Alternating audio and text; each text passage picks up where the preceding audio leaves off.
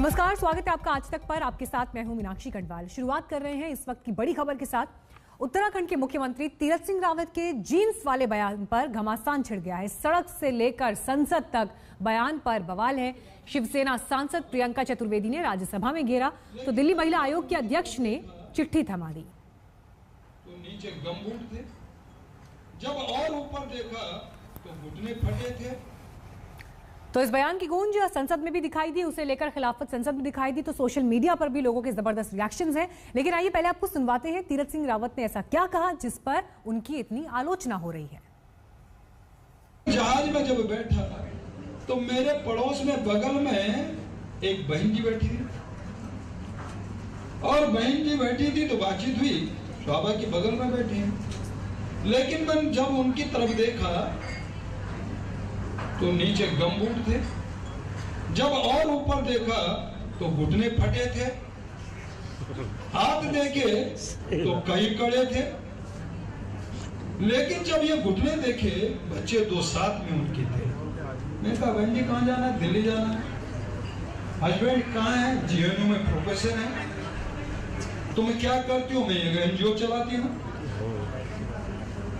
NGO चलाती है, घुटने फटे दिखते हैं, समाज के बीच में जाती हो,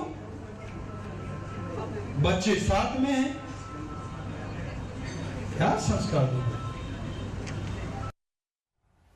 तो संस्कार पहनावे से तय हो रहे हैं, विचारों से नहीं। इस बात को लेकर आलोचना के स्वर अलग अलग जगह सुनाई दिए, लेकिन सबसे मजबूती से राज्यसभा में शिवसेना सांसद प्रियंका चतुर्वेदी ने इस बात को रखा। Early reports suggest that the proportion of COVID-19 deaths attributed to air pollution exposure ranging from 7% to 33%.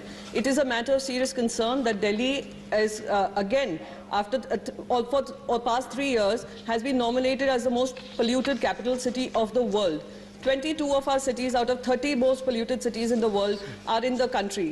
Sir, it is extremely concerning that while we should be discussing this, we end up discussing about women wearing ripped jeans and women also being gair sanskari. Come to this.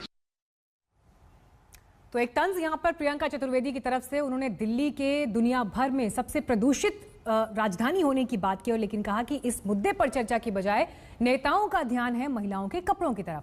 आज तक ने प्रियंका चतुर्वेदी से खास बात की। ये हम हैं, हम सांसद हैं, मैं पत्रकार हूँ, ये मेरा पहनावा है, और कभी रिप जीन्स भी होता है, तो कृपया हमें जज करना बंद करें। और कभी साड़ी भी होता है। साड़ी काफ़ी समय होता है, पर रिप जीन्स भी होता है, पर इसका सर्टिफिकेट देना चुने हुए मंत्रियों को या मुख्यमंत्रियों को देना बंद करें।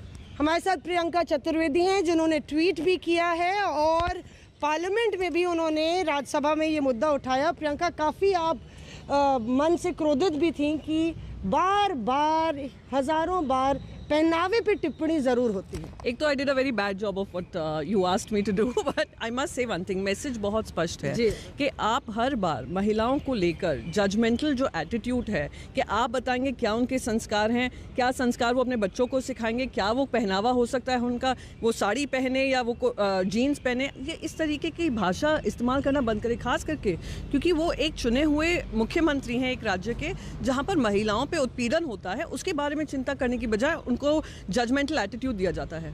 और जिस तरह से रिप्ड जीन्स की बात हो रही है, पूरे सोशल मीडिया पे लगातार इस पे टिप्पणी तमाम महिलाएं कर रही हैं और सभी स्ट्रीम्स की, क्योंकि कहीं ना कहीं आप जोड़िए तो जो मानसिकता है महिलाओं के प्रति, जो क्राइम अगेंस्ट विमेन है, वो भी कहीं पहनावे से लोगों को जज करना और उसके बाद महिलाओं को हमेशा कसौटी पे रखता है। और देखिए, दुख इस बात का होता है कि ये सारे मंत्री जो हैं और भारतीय जनता पार्टी के जो लोग हैं, इन मुद्दों पे चुप हो जाते हैं। हमने चुप्पी बांध रखते हैं। सम्मान की लड़ाई करें तो वो चुप रहते हैं, हम अपनी सुरक्षा की बात करें तो ये चुप रहते हैं, और जब आकर ये ऐसे जजमेंटल कमेंट्स मारते हैं तो कहीं ना कहीं आक्रोश बढ़ता है कि आप उनके मुद्दों को तो बात नहीं करें, वो दरकिनार कर उनको संस्कार का पाठ पढ़ा रहे हैं। क्या संस्कार सिर्फ हम ही पढ़ा सकते हैं? संस्कृति का जिम्मेदारी पुरुषों में नहीं है? तो वो रोज आकर धोती पहना करें। हम भी कहेंगे संस्कार वो धोती पहनने से होते हैं। और दिलचस्प बात यह है कि रिप्ड जीन्स, जैसे मैंने बात की प्रणीत कौर से भी, एक फैशन स्टेटमेंट है, तमाम महिलाएं पहनती हैं, हम और आप भी पहनते हैं। बिल्कुल, तो वही मैं कहती हूँ कि इस तरीके से जजमेंट करना कि एक महिला अगर रिप जीन्स पहनी है वो बच्चों में अच्छे संस्कार नहीं दे सकती है, वो एक अच्छी महिला नहीं है, ये जजमेंट देने की जिम्मेदारी किसने आपको दी है? और रोज़ रोज़ इस तरीके की बयानबाजी करना, मैं मानती हूँ कि इसको कॉल आउट करना ज़रूरी है, इसलिए आज मैंने पार्लियामेंट में इस मुद्दे को उठा दिया। जी, आप साड़ी ऐसे पहने हैं, साड़ी वैसे क्यों नहीं पहने, आप पीली साड़ी क्यों पहने, लाल क्यों नहीं पहने, आपने पिन क्यों नहीं लगाया है, आपके प्लीट्स क्यों ठीक नहीं है, आप कहाँ किस हद तक जाएंगे हमें जज करने को? किस तरह के जजमेंट्स हम लोग ने सुने हैं जिंदगी भर, इस तरह के जजमेंट्स। टॉप ज्यादा टाइट है, टॉप ज्यादा टाइट नहीं है, बहुत ज्यादा ढीला है, छोटे कपड़े हैं, लंबे कपड़े हैं, टाइट कपड़े हैं। आई मीन कोई कहीं तो गरिमा रखिए, एक महिला को निर्णय लेने का मौका दीजिए, वो क्या पहनकर जाती है, उनकी शरीर है, उनको क्या पहनना है। How can you sit and जज that? That is my entire problem. I will not want my daughter, मेरी बेटी इस माहौल में पली बड़ी है कि जहाँ पे उसको टोटल फ्रीडम ऑफ चॉइस है, कि इस तरीके का जजमेंटल एटीट्यूड अगर आएगा तो कहीं ना कहीं हमारी सोसाइटी का जो पूरा मैस्कुलिन नेचर है वो वापस उभर कर आता है। शुक्रिया हमसे बात करने के लिए। तो ये थे प्रियंका चतुर्वेदी हमसे बात करते हुए। कैमरा पर्सन कृपाल के साथ मौसमी सिंह, दिल्ली आज तक। तो एक जबरदस्त बयानों को लेकर बवाल यहाँ पर दिखाई दे रहा है और लगातार लोग यही सवाल उठा रहे हैं कि आखिर कैसे मुख्यमंत्री एक सार्वजनिक मंच पर इस तरह का बयान दे सकते हैं, और क्या ये निजता का हनन नहीं है? लेकिन इसी को लेकर आप तस्वीरें देखिए। दरअसल ये तस्वीरें तमाम क्षेत्रों में जो महिलाएं सक्रिय हैं उन्होंने पोस्ट की हैं, और ये सभी रिप्ड जीन्स पहने हुए आपको दिखाई दे रही हैं। वही जीन्स, उसी तरह के स्टाइल की जीन्स जिसका जिक्र तीरथ सिंह रावत ने किया, यानी आप इन पे कट्स लगे हुए देख सकते हैं, लेकिन एक तरह का फैशन स्टेटमेंट या ये पहनावे में शामिल है। तो इन तस्वीरों को पोस्ट करते हुए महिलाओं का यही कहना है कि ऐसे वस्त्र पहने हुए हम भी दिखाई दे रहे हैं, लेकिन इसे संस्कारों से जोड़ देना या एक माँ अपने बच्चों के प्रति कितनी जिम्मेदार है इस बात से जोड़ देना किस हद तक जायज है? और आखिर मुख्यमंत्री चुने हुए प्रतिनिधि जनता के, वो कैसे इस तरह का जजमेंटल स्टेटमेंट महिलाओं के खिलाफ दे सकते हैं? बढ़ते हैं आगे, रुक करते हैं अगली बड़ी खबर का जो बंगाल से है, क्योंकि चुनाव में हिंसा का दौर खत्म होता नहीं दिख रहा है। नंदीग्राम में केंद्रीय मंत्री धर्मेंद्र प्रधान की रैली में हिंसा की खबर है। बीजेपी और टीएमसी समर्थकों में भिड़ंत हुई। बीजेपी का आरोप है कि उसके समर्थकों पर टीएमसी कार्यकर्ताओं ने हमला किया, जबकि ऐसा ही आरोप टीएमसी की तरफ से भी बीजेपी पर लगाया जा रहा है। नंदीग्राम से ये तस्वीरें आपको हम दिखा रहे हैं, जहां पर केंद्रीय मंत्री धर्मेंद्र प्रधान की रैली में ये हिंसा की तस्वीरें आई। जो शख्स यहां घायल हुआ उसे खुद फिर मंत्री ने अस्पताल पहुंचाया, लेकिन आरोप प्रत्यारोप का दौर अब दोनों दलों के बीच। बीजेपी टीएमसी पर आरोप लगा रही है, टीएमसी बीजेपी पर आरोप लगा रही है।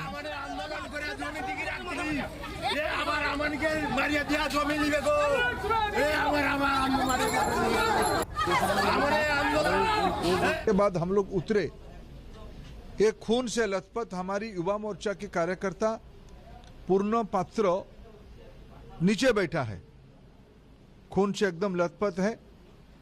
उसको हमें भी घबराहट हुई। हम उनको, कोई लोकल की पुलिस थे, उनको ढूंढे, उनको अनुरोध किए, भाई आप उनको पहले चिकित्सा कराओ। उनको इस हॉस्पिटल में लाया गया। अभी उनको हमने देखने आया। कुछ दिन पहले खबर आया कि भाई यहाँ हॉस्पिटल के सामने गुंडा, नंदीग्राम पहले ले जा रहा था, वहाँ गुंडा तब हॉस्पिटल के सामने भी खड़े थे। लोकल पुलिस साथ में थी। हमें तो समझ में नहीं आ रही है लोकल पुलिस क्या कर रही है। अभी यहाँ हमने बात किया यहाँ की आईसी से, कोई झा जी थे, उनको भी हम गुहार लगाए, अनुरोध किए, भाई ये प्रजातंत्र है, चुनाव सभी के लिए है, सबको लड़ने के अधिकार है, लेकिन ये बमबारी होगा, लोगों को जानलेवा हमला होगा। अभी खबर आ रही है कि पात्र का सीरियस कंडीशन हो गया है, उनको अभी स्कैनिंग के लिए बाहर लेके जाना पड़ेगा। मैं यहाँ की प्रशासन को अनुरोध करता हूँ, भाई प्रजातंत्र में अभी फिर खबर आई, फिर अभी एक अटैक शुभेंदु जी की काफिला के ऊपर हुई है। ये तो बहुत घबराने वाली बात है। पश्चिम बंगाल के चुनाव में गजब की गर्मी आ चुकी है। पीएम मोदी ने कुछ देर पहले पुरुलिया में रैली की और टीएमसी की नीतियों पर सवाल उठाए। ममता बनर्जी मिदनापुर के मोर्चे पर डटी हुई हैं। तीन रैलियां ममता बनर्जी की यहाँ हैं और बीजेपी की नीतियों पर हमला करती वो दिखाई दी। तो हिंसा का दौर भी यहां दिखाई दे रहा है। केंद्रीय मंत्री धर्मेंद्र प्रधान की रैली में टीएमसी बीजेपी समर्थकों में भिड़ंत हुई। दोनों ने एक दूसरे पर हमला करने और हिंसा करने का आरोप लगाया। उधर बीजेपी सांसद अर्जुन सिंह के घर के करीब बम फटने से यह साफ हो गया है कि चुनावी रंजिश कितनी तीखी पश्चिम बंगाल में है।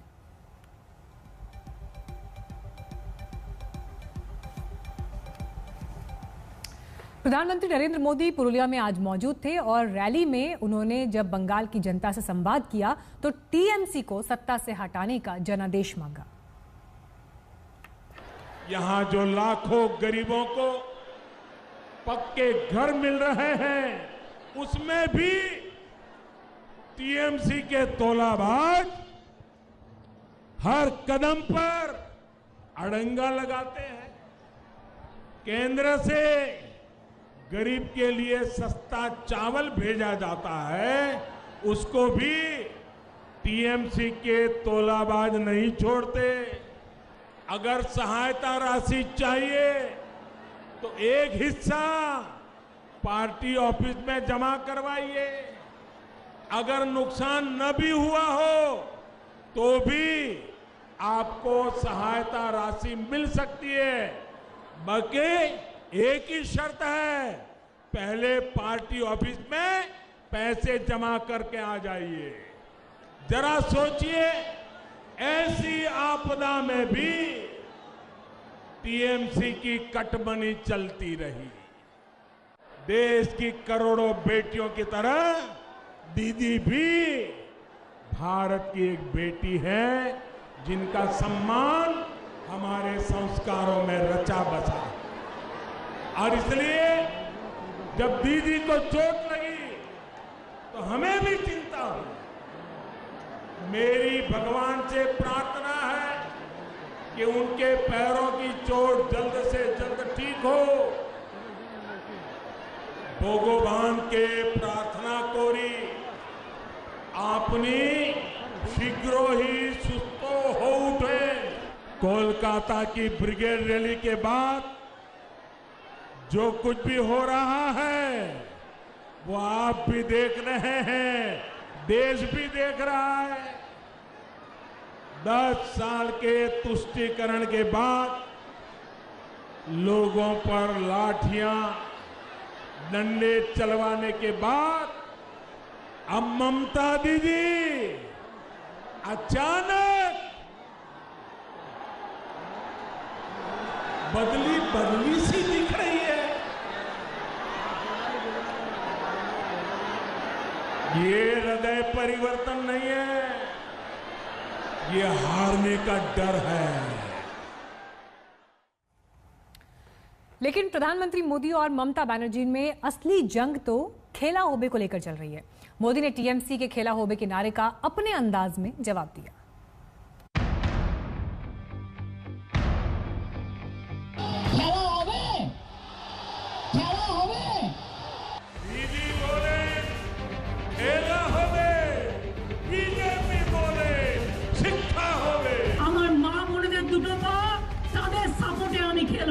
बीजेपी बोले महिलाদের উত্থান হবে, খেলা হবে। बीजेपी बोले যুব শক্তির সম্পূর্ণ বিকাশ হবে।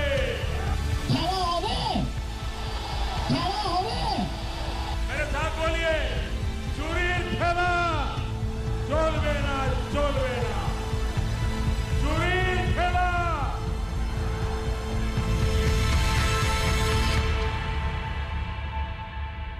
नमस्कार, मैं हूं अंजना ओम कश्यप। हमें उम्मीद है ये वीडियो आपको पसंद आया होगा। लेटेस्ट खबरों के लिए यूं ही देखते रहिए आज तक और इस वीडियो के पसंद आने पर लाइक, शेयर एंड सब्सक्राइब करना ना भूलें।